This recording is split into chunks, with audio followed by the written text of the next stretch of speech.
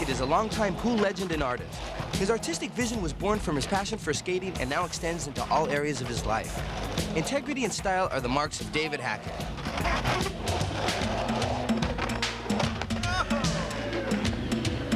With me today is one of the meanest pool shredders in the world today, David Hackett. Hey, Dave, what up? What's up, Taylor? How you doing, man? Good. So what's the difference between now and then, when you were starting skating and the sport today? That's a tough question. I don't know. I'd say there's a lot of differences in the sport of skating today. Mainly, one of the big things is, you know, the maneuvers that people are doing today compared to some of the basic maneuvers that we started out with. And I think along with that, a lot of the terrain has changed. Mini ramps, spines, ultra mini ramps, mega mini ramps. I think attitudes have changed, clothing, styles, everything has basically changed. How long do you think you'll be staying in the sport involved? Oh, till I can still walk or move or roll on my skateboard, definitely. Arthritis, huh? Oh, yeah. Until no, I'm skate going forever, till the quit end. never. Exactly. Old and bold. Never gonna be sold. That's the deal. Sure. Aren't you interested in art and design, too? Absolutely. Definitely. Right. I've been doing art ever since I was a wee child.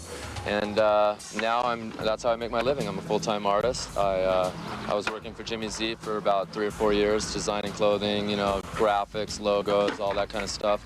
And now I'm freelance, and I do, like, you know, artwork for a bunch of different companies instead of just one. So tell me now, not too many people know about, you know, your background and stuff. How long have you been skating?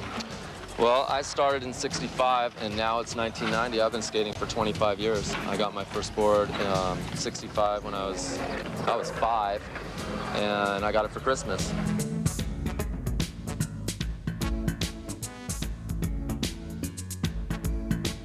You also been surfing for just as long, haven't you? Actually, I started surfing after I started skateboarding. I started surfing when I was 9. But I started skating when I was 5, so I had like 4 years of skating in before I even paddled out in the water. What got you started? Surfing or skating? Skating. Well, I don't know. It was under the tree, you know, and I went over there and I went, wow, you know, this is it. And I built an obstacle course in my garage with my brother, you know, and we used to race around this thing. And ever since then, I don't know, it's just been a thing that I like to do. Anything you'd like to say, you know, about skate safety? Well, I don't know. I'm not really a person that should really talk about safety. I've been known to not wear pads most of my life.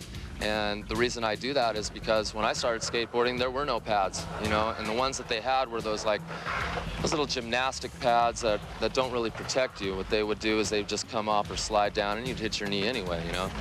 So I developed a style of riding that is without pads, and I feel pretty confident with that style. And I find that whenever I ride with pads, it makes my style tighter, and it puts me in a position of not being loose, and I'm not able to really protect myself.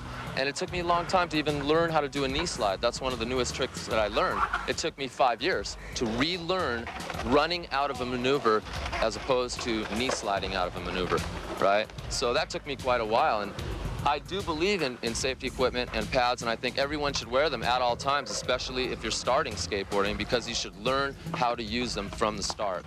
So with that positive note, I'd like to say, late!